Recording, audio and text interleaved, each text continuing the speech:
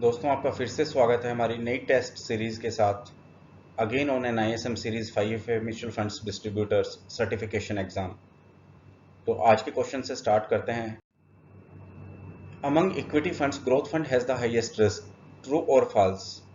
देखिए, इसका answer false इसलिए है बिकॉज इक्विटी के ग्रोथ फंड से ज़्यादा रिस्की सेक्टोरल फंड्स भी हो सकते हैं। बिकॉज सेक्टोरल फंड्स का क्या मतलब हुआ कि एक पर्टिकुलर सेक्टर पर इन्वेस्ट करना। अगर कोई बैंकिंग है तो बैंकिंग फंड्स में इन्वेस्ट करना, इंफ्रास्ट्रक्चर फंड में इन्वेस्ट करना। These kind of funds will always be carrying high risk as compare to growth fund. तो हमारा यहाँ आंसर आ गया B, false. Fundamental analyst are also called chartist. ये हमने डिस्कस किया था। चार्टिस्ट उनको बोलते हैं जो चार्ट के बेसिस के ऊपर एनालिसिस करते हैं और शॉर्ट टर्म कॉल्स लेते हैं। वो प्राइस एंड वॉल्यूम बिहेवियर देखते हैं किसी स्टॉक प्राइसेस का कि क्या प्राइस वॉल्यूम चल रहा है, और बहुत शॉर्ट टर्म के लिए वो इन्वेस्ट करते हैं। वो चार्ट के बेसिस के ऊपर एनालिसिस करते हैं कि कोई स्टॉक्स को बाय करना है या सेल करना है, चार्ट पर किसी स्टॉक्स का प्राइस कैसे मूव कर रहा है। जबकि फंडामेंटल एनालिस्ट एक कंपनी की फंडामेंटल स्ट्रेंथ्स को स्टडी करते हैं, उनकी बैलेंस शीट को स्टडी करते हैं, उनके और बहुत सारे एस्पेक्ट्स को स्टडी करते हैं कि कंपनी कैसे ग्रो कर सकती है, कंपनी के पास ऐसे कौन से फंडामेंटल रीजंस हैं। तो fundamental analyst are also called chartist. This is a false statement, hence answer is B. Fundamental analyst decisions are based on. जो फंडामेंटल एनालिस्ट होते हैं उनके डिसीजन किस चीज़ के ऊपर बेस्ड होते हैं?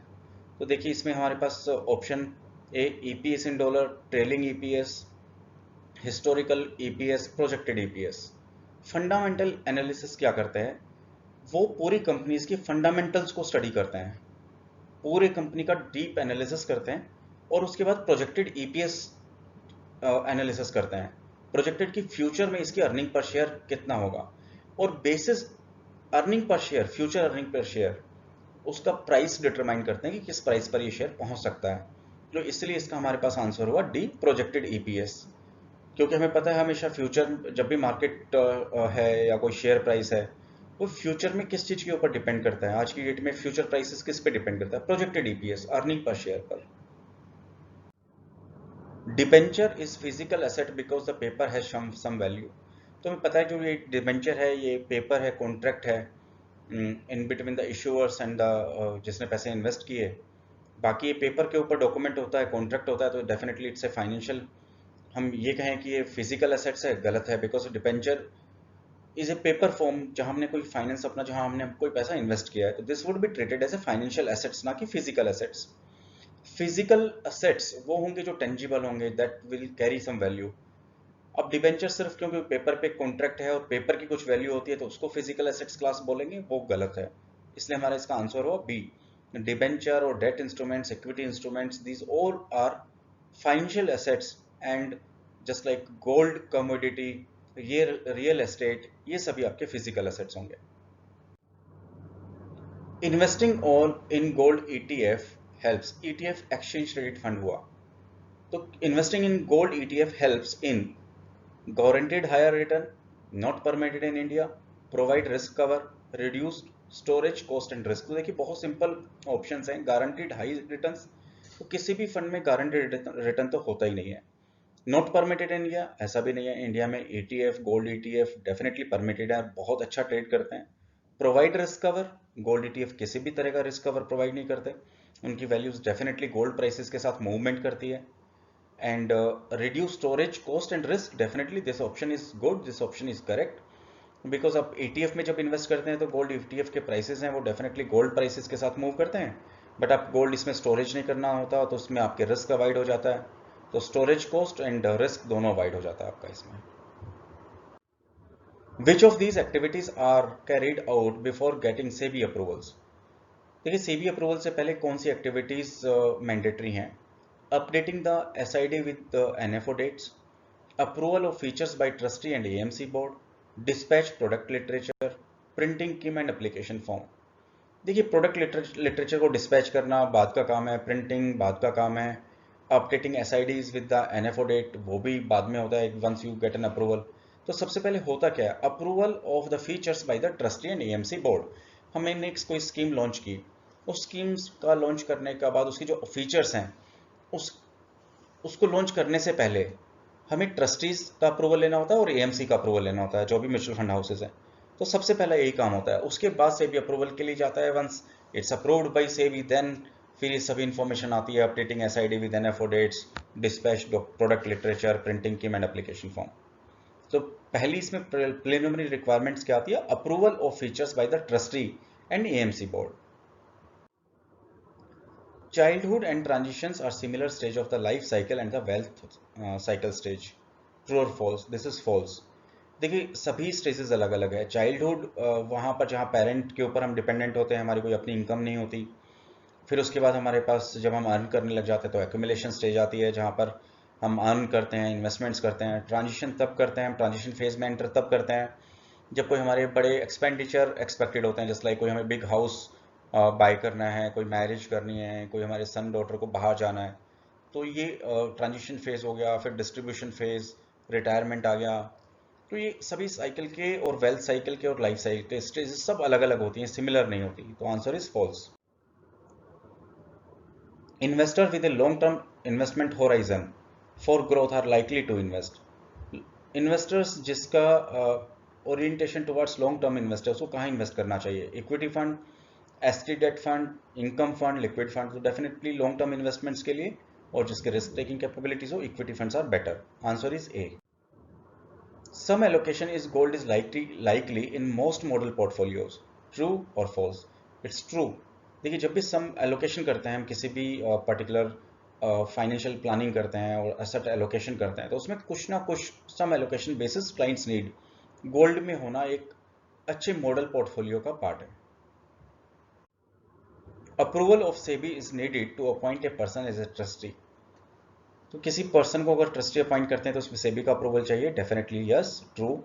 व्हाई? बिकॉज ट्रस्टी, जहां हम ये कह सकते हैं ट्रस्ट की तरह काम करता है, पूरा म्यूचुअल फंड्स बहुत बड़ा पैसा उसमें इन्वेस्टर्स का एक्यूमुलेटेड रहता है, तो trustee is very important part. तो सेबी अप्रूव करता है कि ट्रस्टी का जो worth, financial status, reputation accordingly है कि नहीं है, तो उनका अप्रूवल मैंडेटरी होता है सेबी का for appointment of a trustee.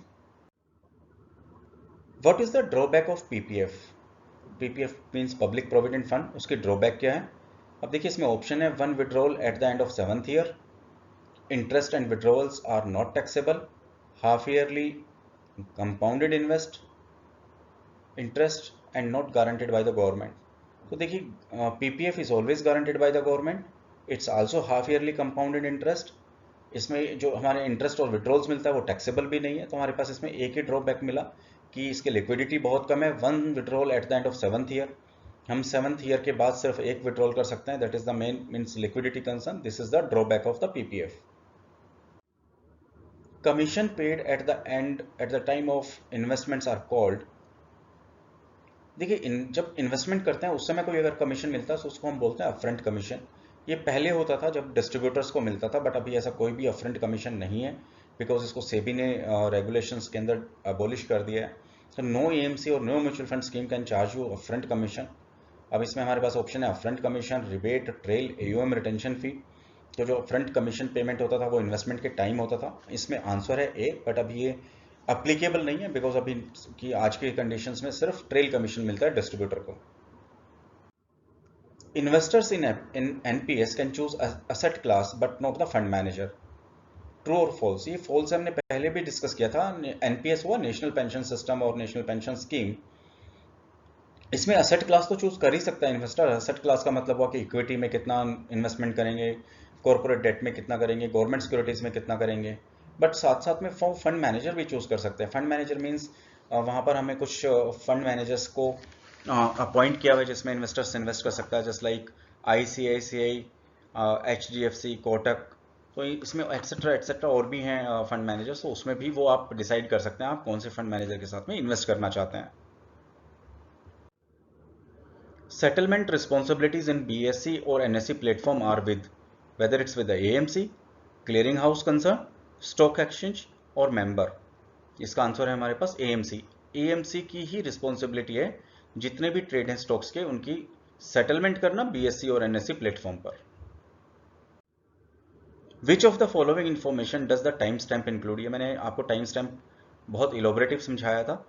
जब भी कोई क्लाइंट पॉइंट ऑफ एक्सेप्टेंस, जहां पर उसकी रिक्वेस्ट सबमिट होती है, वहां पर कोई रिक्वेस्ट देता है कोई भी सेल परचेज का, तो उसके ऊपर एक टाइम स्टैम्प मशीन लगती है। टाइम स्टैम्प मशीन का मतलब है कि उस पर टाइम होगा, डेट होगी, कौन सी मशीन से स्टैंप लगी है, मशीन का आइडेंटिफायर भी उसी पर मेंशन होगा, और लोकेशन कोड कि वो कहाँ पर लोकेशन है, और रनिंग सीरियल नंबर क्या है।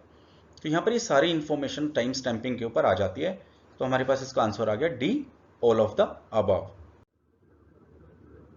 Comprehensive FP stands for financial planning should be restricted to 5 years. तो देखिए ये स्टेटमेंट ट्रू और फॉल्स, ये फॉल्स क्यों है? क्योंकि कॉम्प्रिहेंसिव फाइनेंशियल प्लानिंग सिर्फ 5 ईयर्स की नहीं हो सकती, it's would be long term planning. तो हम इसको रिटायरमेंट तक का, may be for 10 years, 15 years, 20-25 years तक की भी प्लानिंग कर सकते हैं। Comprehensive planning should be all well long term planning. तो answer is false. Close ended fund has, देखिए क्लोज एंडेड फंड क्या हुआ है कि शुरू में लॉन्च हुआ एनएफओ, इन्वेस्टर्स ने पैसा इन्वेस्ट किया और उसके बाद उसको क्लोज हो गया। तो मान लीजिए कि टोटल जो फंड साइज आया उसमें 10 रुपए के एनईवी पर अलॉटमेंट हुआ और 1000 करोड़ रुपीस एक्यूमुलेट हुआ उस पर पर्टिकुलर इन्वेस्टमेंट्स में, और 10 रुपीज की फेस वैल्यू था। तो 1000 करोड़ डिवाइड बाई 10, 100 करोड़ का इसके अंदर यूनिट्स हो गई।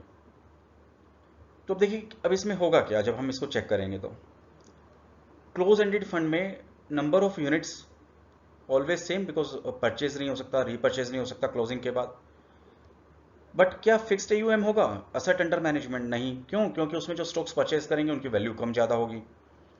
Fixed unit capital, unit capital किसको बोलते हैं? जो शुरू में यूनिट्स अलॉट हुई मल्टीप्लाई बाय प्राइसेस। तो 10 रुपीज की हमारी यूनिट्स थी, 100 करोड़ यूनिट्स हुई, 1000 करोड़ यूनिट कैपिटल था, वो हमारा फिक्स्ड है। फिक्स्ड एनएवी है एश्योर्ड, किसी भी फंड्स की फिक्स्ड एनएवी हो सकती है या एश्योर्ड एनएवी हो सकती है? No, this is also false. D, dividend, close ended fund में क्या डिविडेंड सिमिलर हो सकता है या फिक्स हो सकता है? नो। तो इसकी यूनिट कैपिटल ही फिक्स रहती है। यूनिट कैपिटल का मतलब हुआ जो इनिशियल इन्वेस्टमेंट होता है। इनिशियल इन्वेस्टमेंट मान लीजिए 1000 करोड़ का आया, तो 1000 करोड़ डिवाइड बाय 10, तो 1000 डिवाइड बाय 10 हमारे पास आया 100 करोड़। तो 100 करोड़ यूनिट जो अलॉट हो गई वो हमारी यूनिट कैपिटल हो गई। तो unit capital in close ended funds will always be same. To which of the following PAN does not apply? देखिए पेन की बात कर रहे थे हम, पेन तो सभी के लिए एप्लीकेबल है, केवाईसी सभी के लिए एप्लीकेबल है। तो सिंपल यहां पर आ गया कि किस पर एप्लीकेबल है। तो आप देख लीजिए यहां पर इस पर लिखा है PIO, NRI, minor and senior citizen.